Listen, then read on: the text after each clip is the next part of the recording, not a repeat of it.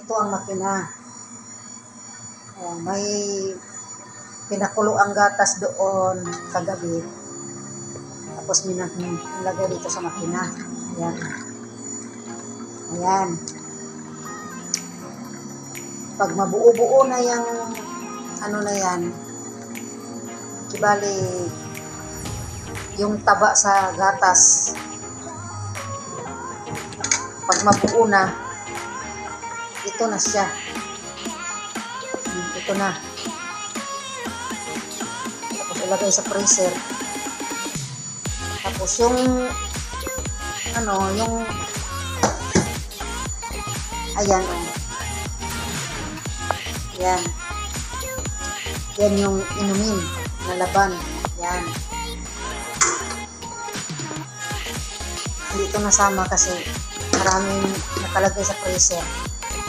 So, yung sa freezer ang ginawa kong oil. Ito yung siya nagsimula hanggang sa naging oil. Galing sa fresh milk. Ito, wala na pala itong laman.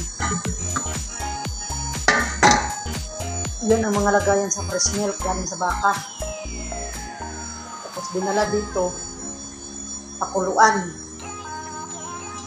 Dito, meron pinakuluan. Ayan. Yan ang pinakuluan. Pag lumamig ito, ilagay doon sa machine. Yan. Ito oh. Ito, ready na ito palamigin. Ready na ito palamig. Tapos isasalang ng pumukas. Yan, isasalang. Kasi matatapos na din yan. Pag mapuno na yan, dadali na yan doon sa rest house. Tapos bukas makalawa, maintin na yung dalawa, kukuha na naman ang gatas doon sa farm. Ayan. Ito na ang final. So, mahaba ang proseso. Ito bukas pa ito malamig. Bukas ng gabi. Ayan ay magawa na namang laban at saka cheese. Tapos may ginawa din kaming cheese na ito.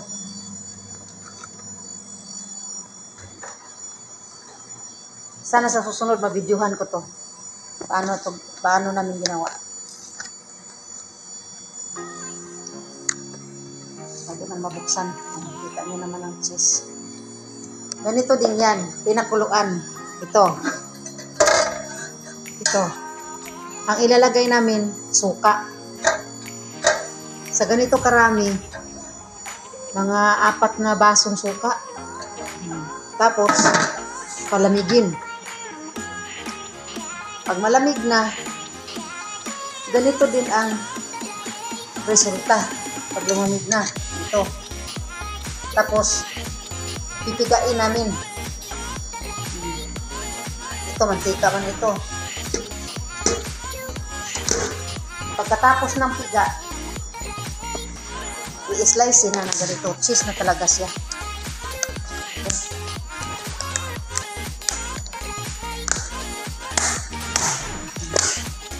Marami kang magagamit sa gatas ng baka. Ayan o. Ayan. Tubig lang yan at saka asin ang nilagay. Para hindi ito madurog. Kasi ang asin makapatigas. Ayan. Sa susunod, gagawa ako ng video nito. Paano gawin ang cheese ng baka. Cow cheese. So, yan ang proseso. So, ayan na guys. Kumukulo-kulo na siya guys. Ayan. Nalusaw na yung ice. So, hintayin natin yan pag lumabas yung oil niya. So, ang aking gagawin ngayon, magpa-brown ako ng harina. Ganun-ganun dyan. para yung itong puti niya na nagsisilbing lunok yan, maging brown ito. Pag magmantika na to, parang sa niyog, ito na yung lunok niya. Hindi ko alam kung anong lunok sa Tagalog.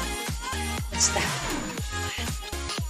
harina na brown natin. Na brown. Tapos ilalagay doon. Ganun po. Dahan-dahan. Ayan. Tapos ganyanin. Halukayin. Ayan, nag-ubuo na siya.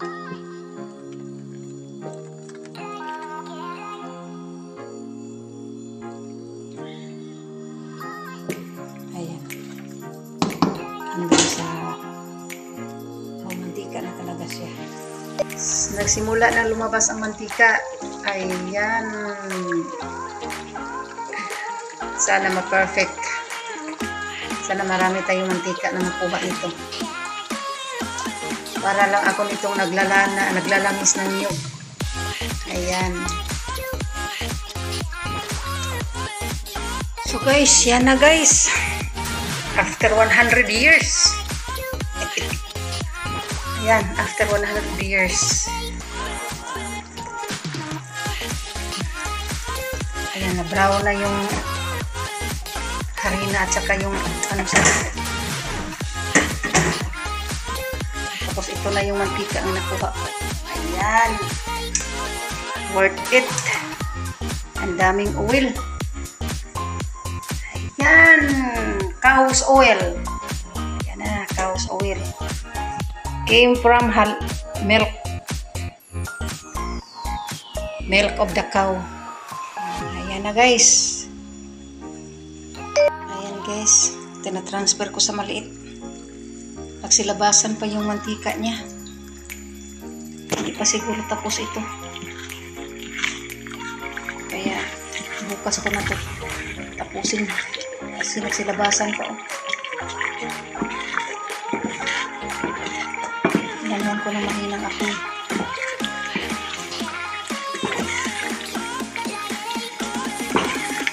May mantika pa kasi nagsilabasan pa.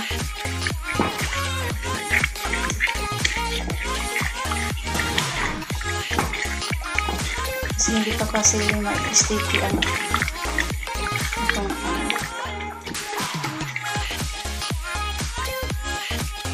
malapit na ito kasi hindi siya masyadong nagulog. So bukas ko na ito kasi mag-alas 12 na. Sisindihan ko ito ulit bukas. So, andito na yung mga oil natin. Malapit na din ito na puno ang isa. Ayan. Tatakpan natin.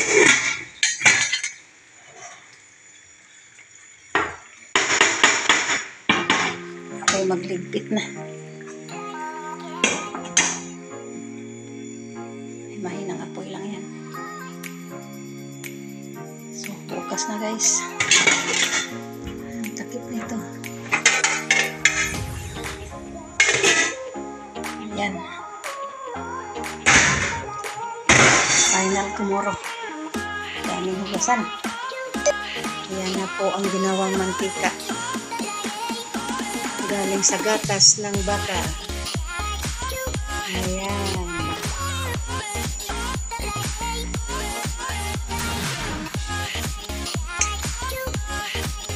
Pag may baka ka, hindi ka na makabili ng mantika. Ikaw na mismo ang gumawa. Ayan na. Guys. So, yun na guys. Hirap man gawin pero worth it. Kasi hindi ka na magbili ng mantika. Sobrang mahal ng mantika. So,